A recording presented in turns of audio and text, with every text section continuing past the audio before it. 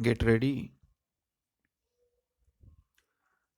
Mr. Speaker, sir, I move the motion of thanks to the Governor for his address to the legislature.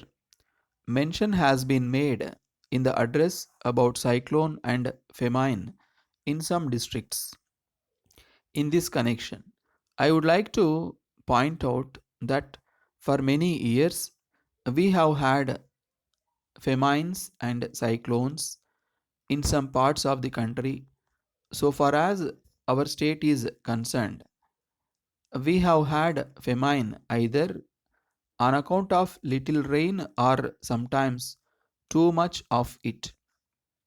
In spite of our best efforts, we find that the resources for meeting such conditions are no longer available, and we do not know how we are going to solve these problems if famines and cyclones continue. Today, we have to take into account what has happened in the past 3 or 4 years. Though the government have done much, it has always been felt to be very little. But I think with the experience that the government have in the past, it should be possible for them to go into the question of famine and the possible help that they have to render in future as quickly as possible.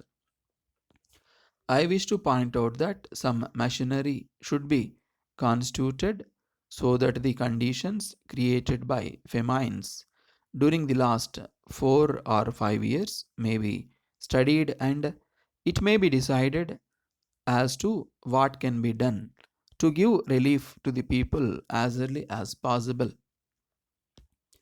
I turn to the problem of agriculture in our country.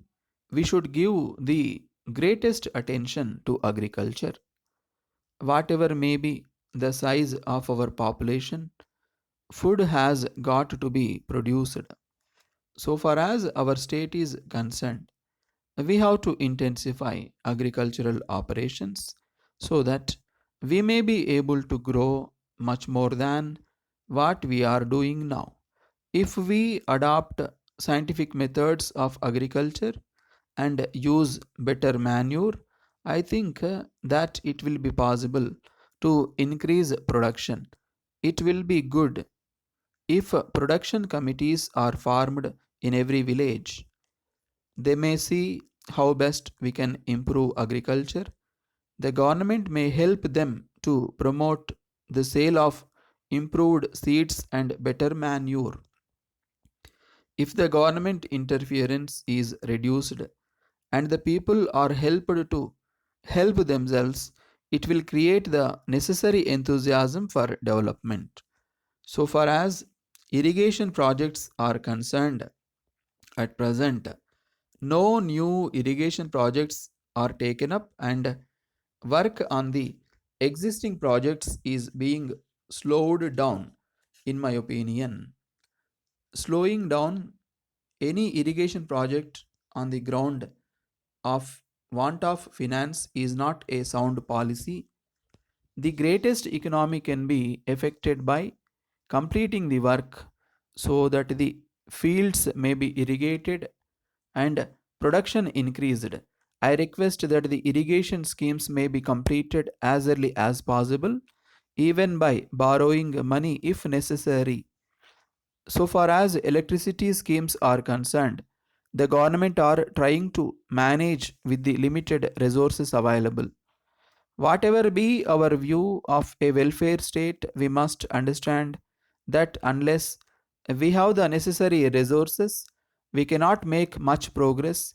There is a general feeling that the resources of a government are unlimited. If it is understood that the resources of the government have to come from the people, it will reduce the demand on the government to take up this scheme or that. At the same time, the interests of no region should be neglected.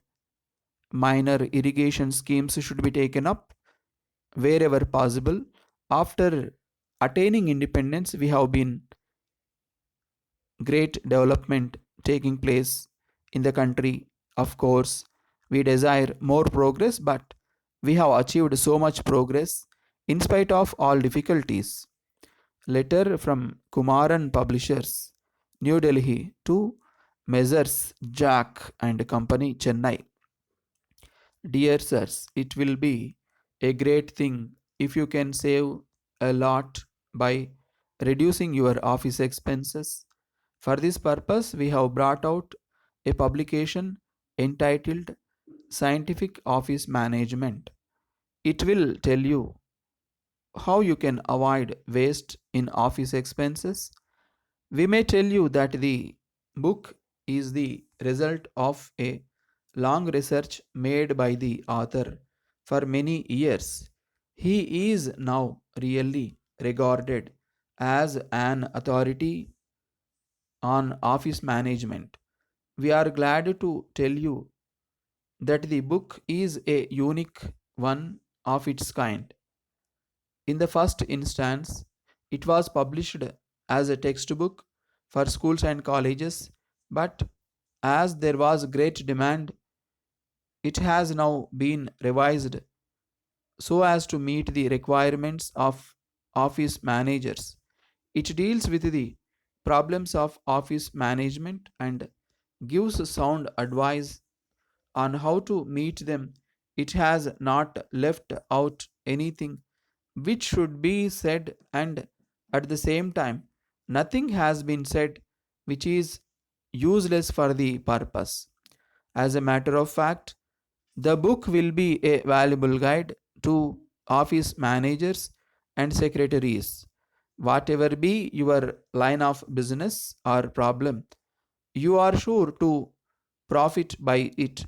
Please fill in the enclosed order form and send it to us. We shall be glad to send you the book by return of post. Yours faithfully.